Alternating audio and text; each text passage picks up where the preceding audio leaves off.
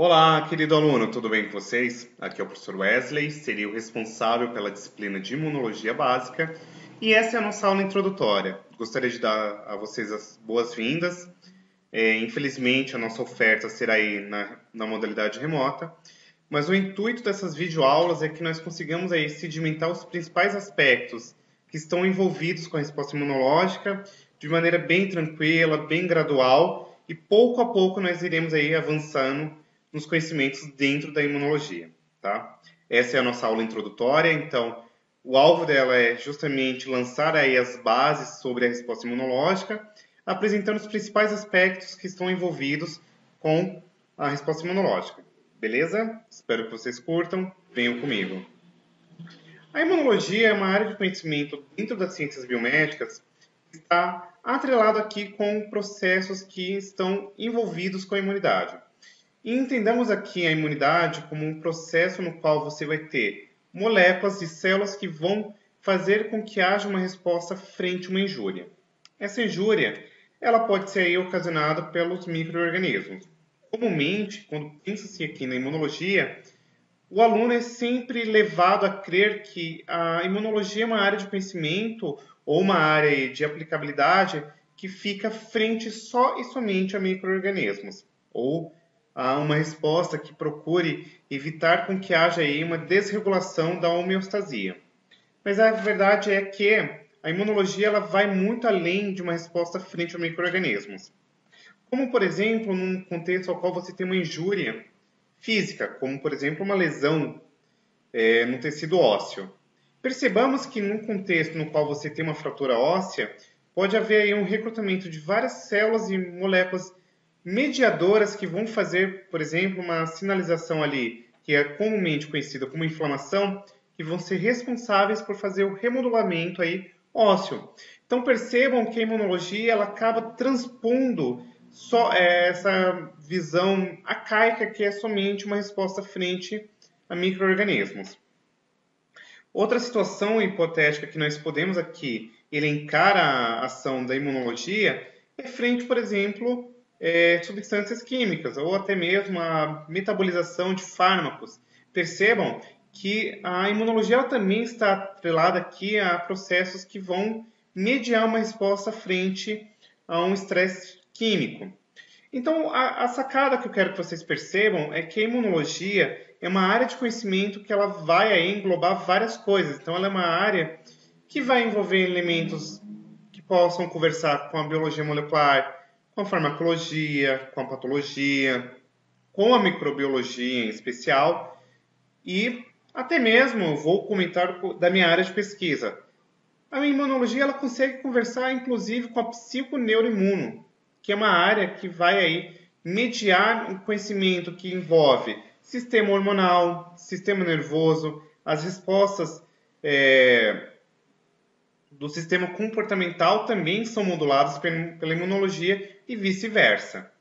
E nesse sentido, eu quero que vocês entendam que a imunologia, de maneira bem simplificada, ela pode ser descrita como uma área que vai entender aqui como que funciona a resposta do corpo ao que é próprio e não próprio. Mas existem alguns contextos, como por exemplo a autoimunidade, que nós temos aqui moléculas que vão ser reativas àquilo que naturalmente é dito aí como próprio, algo que é constituinte do organismo. Isso nós veremos mais adiante aqui no nosso curso. Mas de maneira simplificada para que a gente consiga aqui prosseguir aos próximos slides, quero que vocês entendam que a premissa máxima da resposta imunológica é gerar homeostasia, ou seja, um perfeito equilíbrio entre as condições aí de um organismo, beleza? Por fim, dando uma olhadinha aqui bem resumida sobre a história da imunologia, o primeiro cara aqui que faz menção ao termo imunidade é o Tucídides lá no século V a.C. e ele comenta aí sobre a imunidade. Mas classicamente a gente vai conversar aqui sobre a imunologia lá no século XVII, quando a gente conversar de um protagonista aí que eu vou comentar mais adiante para vocês. Mas eu quero que vocês entendam aqui que isso vai até mesmo antes de Cristo. Por exemplo, na medicina chinesa, a gente já percebe que tinha aí alguns pós de lesões de pacientes que curavam da varíola para recuperar pacientes com a doença. Então aqui a gente já pode pensar na própria medicina chinesa. Mas a grande sacada aqui é justamente lá no século XVII, quando nós temos a vacina contra a varíola. Tá? E como que se deu essa história? Tá vendo esse carinha aqui, o Edward Jenner? Ele foi o primeiro cara que fez uma tentativa de manipular o sistema imunológico de maneira a debelar uma infecção, que nesse caso é a varíola, tá? E um caso interessante a ser pontuado ainda sobre a varíola é que ela é a primeira doença mundialmente erradicada aí pelo sistema de vacinação. Então, a gente dando uma olhadinha aqui nesse gráfico, nós podemos observar que a varíola ela conseguiu ser erradicada lá em meados antes do década de 80. E a grande sacada quando a gente conversa sobre vacinação é justamente isso, fazer a erradicação aí de várias doenças. E qual que é a finalidade, por exemplo, de uma vacinação? É fazer com que haja uma manipulação, uma estimulação do sistema imunológico de maneira a debelar uma possível infecção futura. E a gente vai entender como que se dá esse processo nos próximos slides. O sistema imunológico ele pode ser classificado aqui como um sistema que está atrelado por fatores celulares, atrelado aqui com uma rede complexa de vários vasos linfáticos, tem elementos humorais, como proteínas, que estão tanto na imunidade inata quanto na adaptativa, a gente vai compreender quem é quem. E todo esse arcabouço de moléculas, de vasos, de células, vai conferir um status de imunidade, ou seja, um status que vai sempre prisar a imunidade, a homeostasia, o controle completamente refinado do organismo.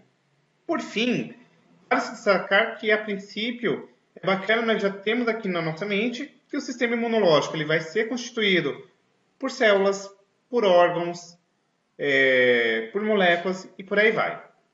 Como destaque em especial, eu queria destacar que, como destaque especial, gostaria de destacar, perceberam aqui que a gente dá uns tropeços na língua portuguesa. Mas o que acontece? A gente vai perceber que dentro da imunologia, nós teremos aqui órgãos que nós denominaremos como órgãos primários e nós teremos aí alguns órgãos que nós denominaremos como órgãos secundários. Já enfatizo que os órgãos que nós denominaremos como órgãos primários são justamente a medula óssea e o timo. Serão aí dois importantes protagonistas no momento de hematopoiese, na formação das células sanguíneas e, consequentemente, no processo de maturação das células que estão atreladas aqui com a imunidade. E aí, como células, a gente pode pensar nos neutrófilos, eosinófilos, basófilos, mastócitos, monócitos. Podemos pensar nos macrófagos, nas células dendríticas, nas natural killers, nos linfócitos e por aí vai. Não se preocupem que a gente vai voltar a esse tema novamente e a gente vai destrinchar aí quem é quem, beleza? Por fim, eu quero que vocês compreendam logo de antemão que nós teremos aqui dentro da imunologia uma subclassificação que é feita aqui para facilitar didaticamente a compreensão aí dos mais diversos processos envolvidos com a imunidade.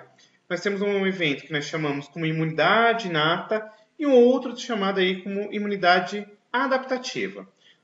Outro sinônimo para imunidade inata é imunidade natural, tá? É uma coisa que é própria do indivíduo, o cara já nasce com aquele arcabouço aí de células e moléculas que vão garantir uma resposta imunológica. E nós temos uma outra imunidade que nós chamamos de adaptativa ou adquirida, que é justamente aquela que é orquestrada frente a um possível estímulo. E a gente vai compreender mais adiante o que é isso. Mas eu quero que vocês já guardem de antemão que de forma didática nós compreendemos a imunidade como imunidade inata ou imunidade adaptativa. Nós perceberemos que, mais adiante, que uma conversa com a outra diretamente. Isso eu já quero antecipar a vocês que, classicamente, essa ideia é que a imunidade adaptativa só acontece no período X, a imunidade inata acontece no período Y.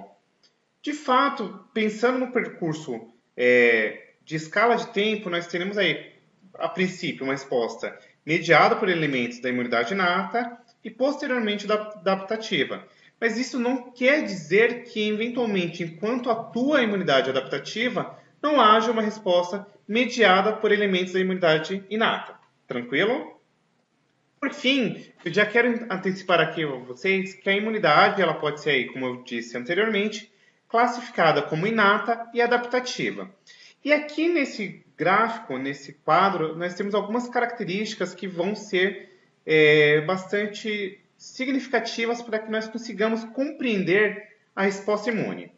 Percebamos aqui que são elencadas algumas características, como especificidade, diversidade, memória, reatividade ao próprio e alguns componentes aí que são de ordem celular, mecânica, as células e, consequentemente, a gente vai destrinchar agora quem é quem. O que é importante nós destacarmos aqui sobre o conceito de ser específico ou não? Percebamos que a resposta inata ela não é específica. Nós temos aí um arcabouço de várias moléculas e algumas células que vão responder frente aí a alguns micro-organismos ou algumas moléculas que podem ser danosas. Mas em contrapartida, a forma de resposta adaptativa ela é extremamente direcionada e ela vai diretamente a um alvo. Então, a gente pode já classificar a resposta adaptativa como específica e a resposta inata como não específica. Além disso, nós podemos pensar no aspecto da diversidade aí.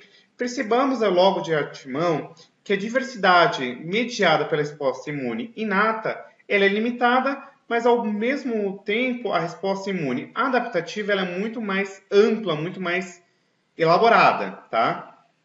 Ao passo também que é importante nós destacarmos que a resposta imune inata ela não apresenta memória, ou seja, se eventualmente eu novamente tiver uma reexposição a um determinado micro-organismo, eu não tenho uma resposta já previamente arquitetada para debelar aquela infecção.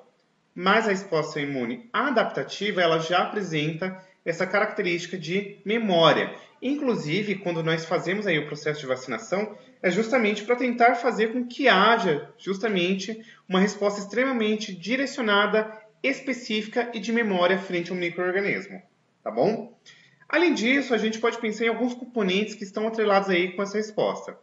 Quando a gente está falando na imunidade inata, nós temos barreiras físicas, mecânicas, moleculares, que vão debelar essa possível infecção. No entanto, numa resposta, não somente no contexto de infecção, já ressalvo aqui a vocês, mas na resposta adaptativa, nós temos, por exemplo, alguns linfócitos que vão ser ali residentes no epitélio, por exemplo, ou até mesmo alguns anticorpos que são secretados pela superfície epitelial, tá?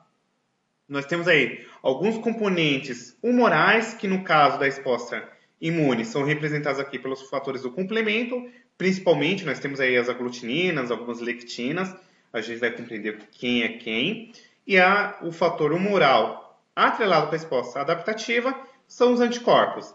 E por fim nós temos aqui um conjunto de células também que estão atreladas com isso. No caso da resposta imune inata, nós temos aí os fagócitos, as natural killers, as células dendríticas e também aí alguns linfonodos, tá? Já no caso da resposta imune adaptativa, tem-se aqui os linfócitos. Tranquilo? Esse quadro eu acho que é bacana vocês gravarem ele, esquematizarem aí no caderno de vocês, que vai ser de grande valia para as próximas aulas. Então, percebamos aqui que, como eu falei para vocês, classicamente a gente observa a resposta imune num aspecto mais de escala de tempo, mas não quer dizer que as respostas não possam aí se intercruzar, se interconverter com estou tendo a resposta inata, mas isso quer dizer que eu não vou ter uma resposta adaptativa? Não necessariamente, tá? O que acontece é que, quando a gente está tendo um processo aqui de orquestração da resposta imune, a princípio eu vou lançar mão aqui do meu arcabouço lá de células da imunidade inata, que vão tentar debelar essa infecção, esse processo de injúria, por exemplo, e posteriormente, caso não haja uma resposta imediata frente a isso, aí eu preciso agora orquestrar uma resposta mais específica e direcionada a isso, tá bom? Aí entra em xeque a imunidade adaptativa. Então percebam que esse gráfico aqui, ele mostra o tempo após a infecção. Então, a princípio ali entre 0 e 12 horas, mas basicamente teremos aí uma resposta mediada por células da imunidade inata. E após 12 até 7 dias, quem entra aí em xeque é a resposta mediada por células do sistema imune adaptativo, tá bom? Por fim, a grande sacada que eu quero que vocês entendam aqui também é que a resposta imune ela vai conversar entre a imunidade inata e a imunidade adaptativa. Percebamos que nesse gráfico aqui, ó, você tem a quantidade de anticorpo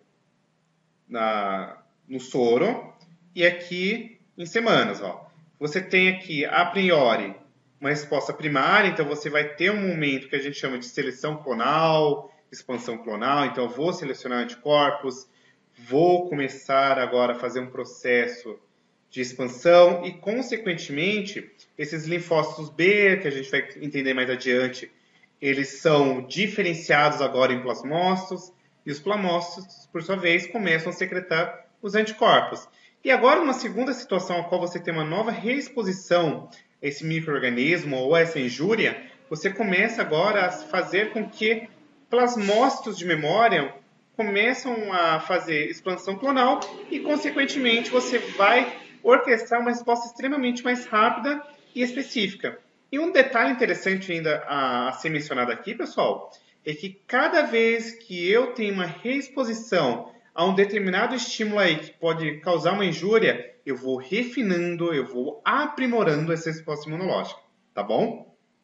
Por fim, tem-se aqui a teoria da seleção clonal, que foi aquilo que eu falei a vocês anteriormente. Nós temos aí uma célula precursora de linfócitos, aí eu vou ter a maturação do linfócito, e posteriormente, frente a um estímulo aí, pode parecer, por exemplo, um antígeno, e entendamos aqui antígeno como uma substância ou parte aí de um constituinte geralmente proteico de um micro-organismo, fazer com que haja estimulação agora de uma célula imune a sofrer um processo de diferenciação, como por exemplo o linfócito T, que se diferencia em plasmócito, e o plasmócito agora começa a secretar anticorpos específicos a esse antígeno, tá bom? A gente vai voltar com mais detalhes essas ideias aqui, mas o intuito é que vocês já tenham aí uma certa noção do que é o processo de seleção, expansão clonal e por aí vai. E por fim, nós temos aqui os tipos de imunidade adaptativa.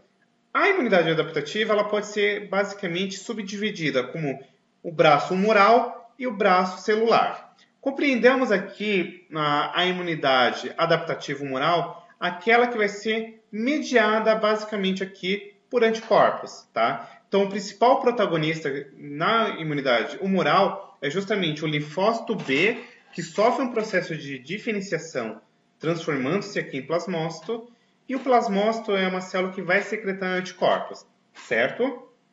E anticorpo compreendamos aqui como uma proteína que vai fazer tanto opsonização quanto neutralização.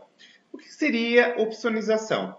Basicamente seria você pensar numa proteína que vai marcar o micro-organismo ou o antígeno e, consequentemente, esse processo de marcar facilita com que haja aí o recrutamento de outras células do sistema imunológico para debelar aquele processo infeccioso.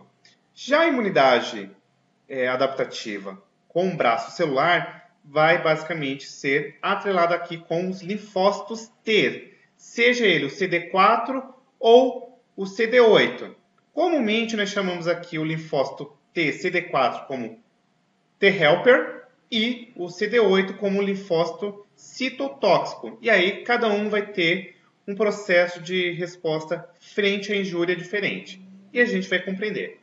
Perfeito? Espero que vocês tenham curtido a aula. Eu tentei ser o mais sucinto possível. E a gente vai destrinchando isso aí nas próximas aulas. Um beijão, fiquem todos bem, e até a nossa próxima aula. Tchau, tchau.